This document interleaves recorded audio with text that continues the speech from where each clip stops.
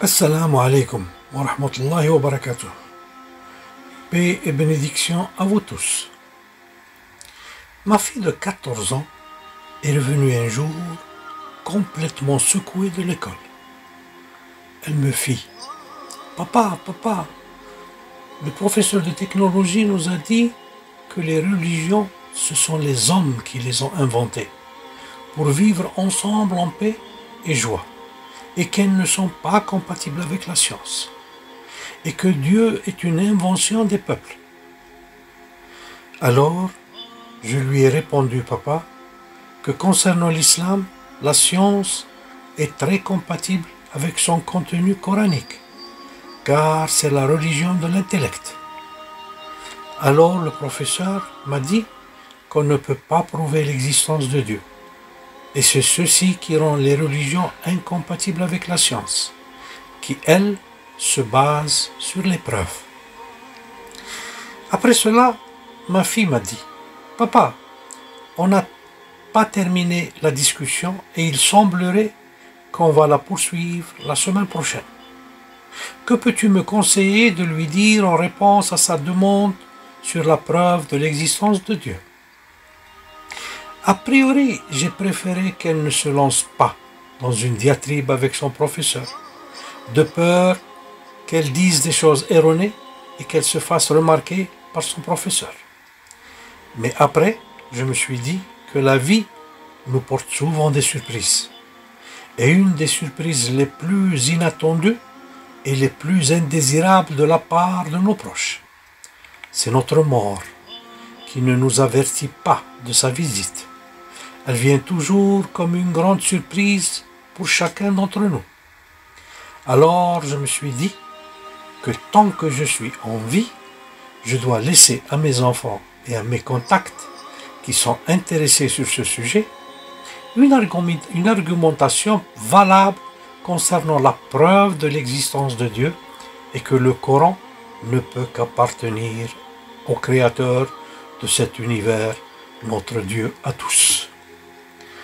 Les athées ont, depuis la Révolution française, 1789, utilisé la science pour prouver l'éternité de l'univers, et par conséquent la non-existence de Dieu, et que le hasard est à l'origine de toute existence dans cet univers.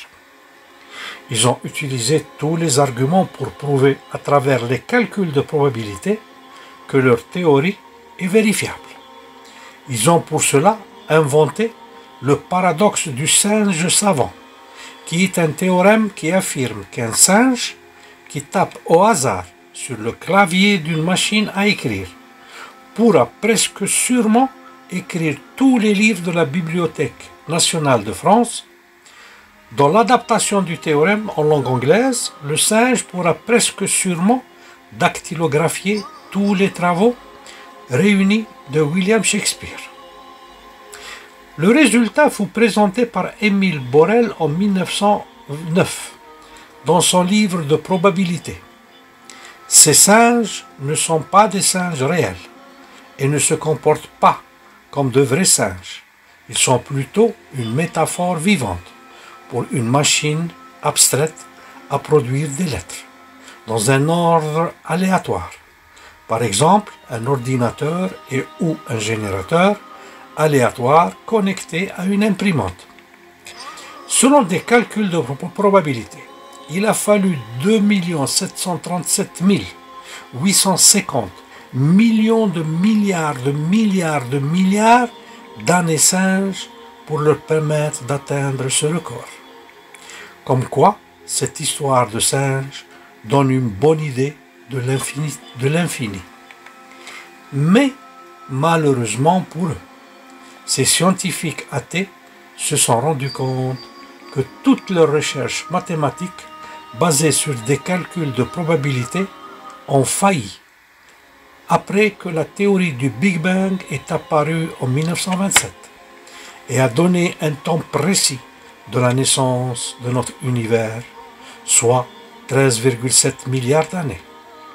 Cette théorie a poussé 10 millions d'athées à réfléchir et finir par devenir des théistes, après avoir été pendant toute leur vie des athéistes, comme c'est le cas de leur ex-leader, le professeur et grand philosophe anglais Anthony Flew.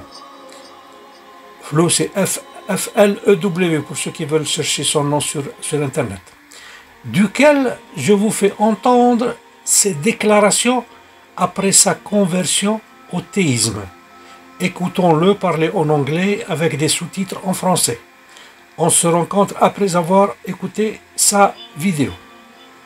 That prompted you to, in recent years, reconsider atheism and to come to the conclusion that that there is a intelligence?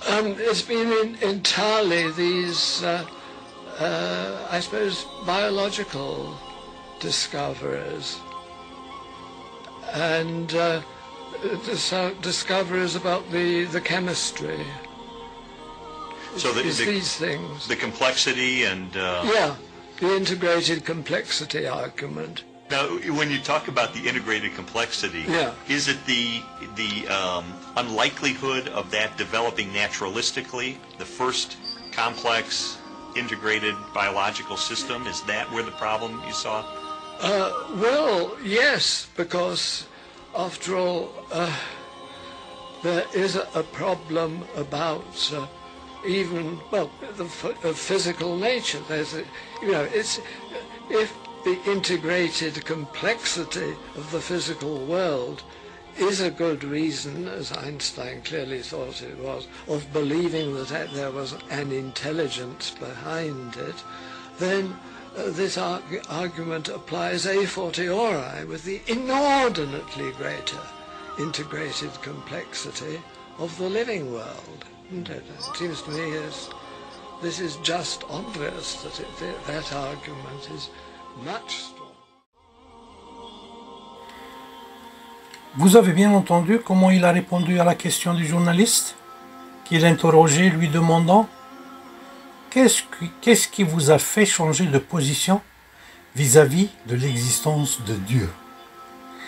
Il a répondu « On peut dire qu'il y a eu les découvertes biologiques et de chimie, donc la complexité exceptionnelle qui a renforcé chez moi l'improbabilité d'un développement naturel des choses. Ce qui veut dire l'impossibilité que les choses de l'univers se sont développées naturellement sans l'intervention d'une intelligence supérieure à la nôtre.